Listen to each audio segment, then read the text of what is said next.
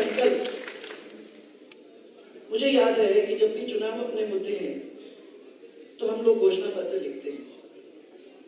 उस घोषणा पत्र के अंदर हम वो चीज डालने की कोशिश करते हैं जो हम समझते हैं, सोचते हैं, आप चाहते हो। एक समय था तब जब हम ही सोचते थे और उसको लिखते थे।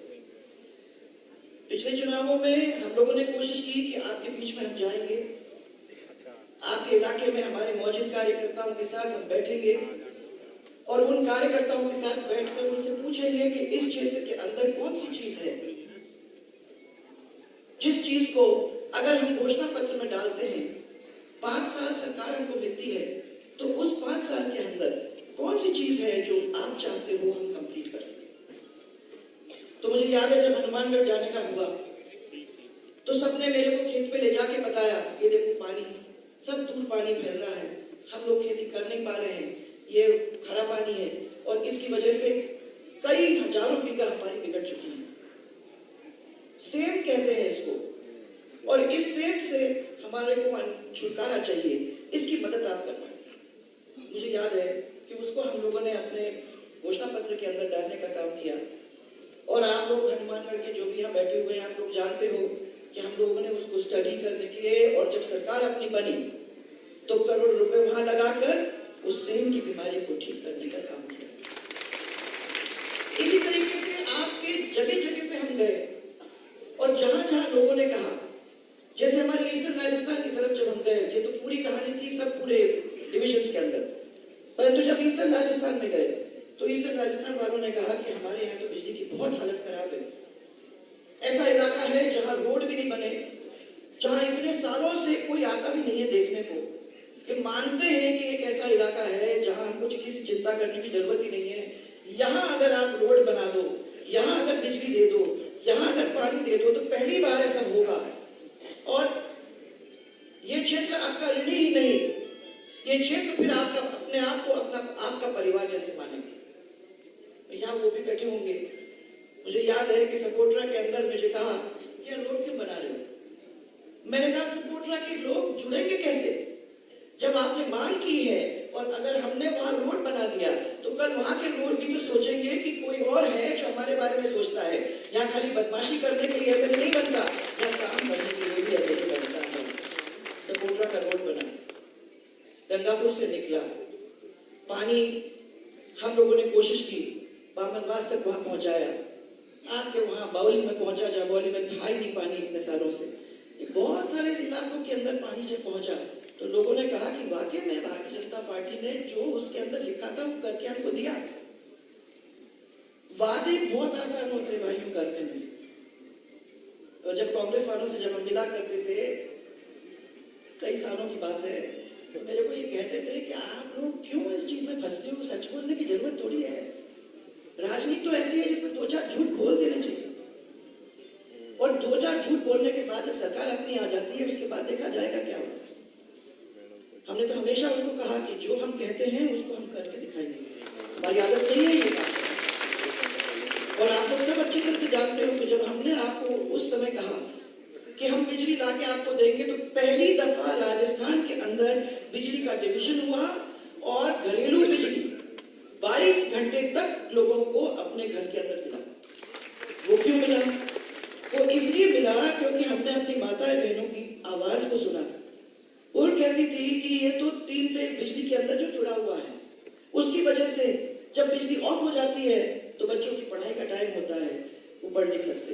हमारे घर आने का टाइम होता है तो हम खाना सही तरीके से बना नहीं सकते क्योंकि बिजली नहीं, फ्रिज नहीं चलता, ठंडा, इतनी गर्मी है, कोई कूलर पंखा वंखा चलता नहीं है, तो हमारी क्या हालत हो रही है वो आप समझने की कोशिश करिए। उसकी वजह से हम लोगों ने वो घरेलू बिजली की लाइन बनाई, आपको याद होगा, और घरेलू बिजली की लाइन बनाकर 22 घंटे बिजली दी, आपका फ्रिज चला, आपके पंखे चले, आपके बच्चे पढ़े, और जब ये सब खेत से आते थे वो आराम करने को भी समय मिला। ये 22 घंटे का काम लोगों ने करके दिया वादा करने के बाद। इसी तरीके से हमने कहा था कि आप लोगों को 6 घंटे बिजली हम 3 फेज की देंगे, हमने दी। इसी तरीके से हमने कहा था कि जो 3 horse power, 5 horse power, 7 horse power की जो मोटर्स वगैरह हैं, ऐसे लोगों को हम लोग 11,000 रुपया माफ करने का काम करेंगे। और छोटे छोटे जो है उसमें तो यही समझो कि इतने में तो पूरा का पूरा आपका बिल पेमेंट हो जाता है। तो जो लोग, गरीब लोग जिनको बिजली की जरूरत थी और जो खेत में उसको इस्तेमाल करते थे, 11,000 से ज्यादा उनका बिल नहीं था, उस बिल को माफ करने का हम लोगों ने काम किया।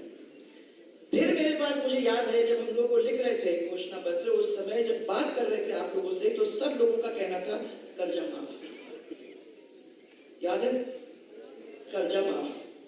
मैंने आप लोगों के साथ बैठ के उसको प्लान बनाने का काम किया। हम लोगों ने सोचा इसको कैसे आप तक पहुंचाए, 10,000, 50,000, क्या आप चाहते थे, उस हिसाब से हम लोगों ने कर्जा माफ किया। पर हम जानते थे कि कमर्शियल बैंक का कर्जा माफ हो ही नहीं सकता है। हम लोगों ने अपने बैंकों से करवा कर आपको सर्टिफिकेट देके वो काम करवाया।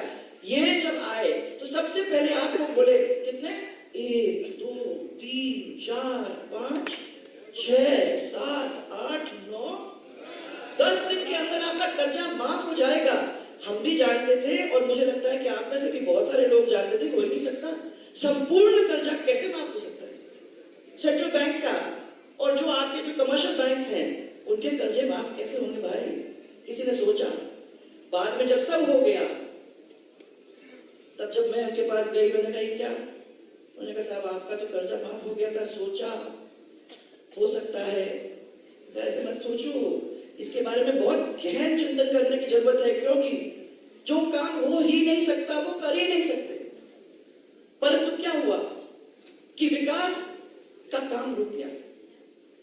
हम लोगों ने 2 कदम आगे लिए थे तो 2 कदम हमको पीछे भी लेने पड़े, क्योंकि इस सरकार ने जो काम किया नहीं किया वो आप लोग सबको अच्छी तरह से मालूम। पीने के पानी की किल्लत, सिंचाई की पानी की किल्लत, वादे करने में इतना आसान था, कोई प्रॉब्लम नहीं थी भाई, परंतु उसको जमीन पे लाने का काम कहां हुआ है?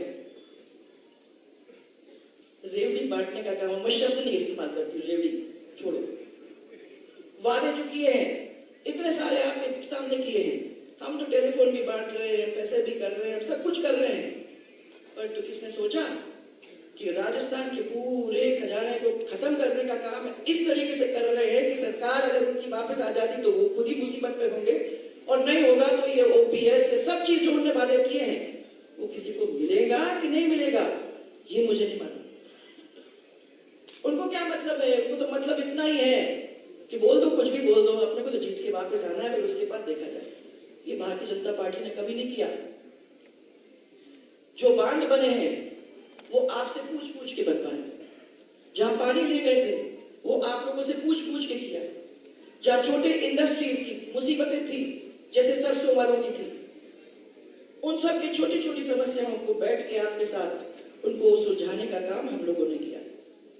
और आज इसीलिए मैं आपको कहना चाह रही हूं कि बैठो, सोचो, जब अपना सुझाव आप डालते हो तो ऐसे सुझाव होने चाहिए जो सिर्फ मेरे लिए नहीं, मेरे गांव के लिए ही नहीं, मेरे उस क्षेत्र के लिए फायदा पहुंचाने वाले ऐसे ऐसे चीजें आप नोट करवाएं, ऐसे ऐसे सुझाव बनवाएं, ताकि वो काम जब एक साथ सातों के सातों डिविजन्स के अंदर होने लगता है तो राजस्थान एक नया राजस्थान बनकर ही रहता है। और असलियत है भाई, कोई भी कह दे हम तो नया राजस्थान बनाने चले, हम तो नया ये करने चले, हमने वादा कर दिया, नया राजस्थान ऐसे नहीं बनता। नए राजस्थान के लिए हम सबको मिलकर संकल्प लेना होगा, हम सब मिलकर लेंगे, क्योंकि मैं समझती हूँ कि राज तो वही कर सकता है ना राजस्थान के ऊपर जो जनता का सोचता है। इसके बारे में आपको सोचना चाहिए। कभी कोई सोचे कि मैं तो राजा बन गया, तो वो राजा नहीं बनता जब तक वो प्रजा की आंखों के अंदर नहीं देखता, जब तक एक प्यार का धागा उसके साथ नहीं बनता, जब तक उसकी माता बहन और परिवार उनके साथ नहीं जुड़ती, जब तक उनको सबको विश्वास नहीं होता कि ये मेरे लिए आंसू बहाएंगे नहीं, ये मेरे लिए मेहनत करेंगे, ये खून के आंसू डालेंगे, ये मेरे लिए भागेंगे दौड़ेंगे, वो लोग हैं जिनको ये विश्वास देने के लिए तैयार है। और आज मेरा आप लोगों से ये कहना है, आपने प्यार भी दिया, आपने साथ भी दिया, आपने कभी कमी नहीं रही, और मैं आपको ये विश्वास दिलाना चाहती हूँ कि जब हम लोग मिलकर काम करेंगे तो वो चीज जिसका सपना आप सबने अभी तक देखा है उसको कुछ कदम तक आगे ले जाने का काम करें। तो आपको मेरा बहुत सारा प्यार, सबको मेरा बहुत सारा प्यार, और भगवान से मेरी एक ही प्रार्थना है कि राजस्थान और राजस्थान के वासियों को आगे ले जाना ही होगा। हम सबके प्यार, हम सबकी पूजा, हम सबके प्रार्थना, हम सबके नारियल उसमें बंधे हुए हैं। तो इसलिए सब लोग मिलकर साथ चलेंगे, वो सुझाव देंगे, ऐसे ऐसे अच्छे अच्छे सुझाव देंगे जिससे राजस्थान बनेगा, बदलेगा और विकास के पथ पर अपने कदम को रखेगा। इतना ही कहने के लिए मैं आप लोगों को पूछ रही हूँ। मुझे विश्वास है कि यहाँ हमारे इस पार्टी के वो मौजूद नेता सब यहाँ बैठे हुए हैं और आप सबके मन में एक टीस है। आप लोग सबने इसके बारे में कुछ सोचा है और जब आप लोग सब मिलकर वो काम करेंगे तो ये नगर राजस्थान तो बनकर ही रहेगा। मेरा बहुत सारा आपको प्यार और एक नारा राजस्थान के नाम पे, जय जय राजस्थान, जय जय राजस्थान। वो नया राजस्थान बनेगा और हमारे परिवार को आगे ले जाने का काम होगा। इसी के साथ मैं विश्वास करती हूँ कि हमारे यहाँ बैठे हुए हैं अम्बेडकर जी, ठीक है, आप आगे चलते जो ये लोगे और जो ये घोषणा पत्र बनाओगे उसके अंदर इन सब की विश्वास, इन सब का एक किस्म से सुझाव, क्या आपका विश्वास और आपका प्यार उसके अंदर बना हुआ होगा और हम सब उनको विश्वास ये दिलाना चाहते हैं कि हमारा घोषणा पत्र जो होगा वो उनके काम के लिए समर्पित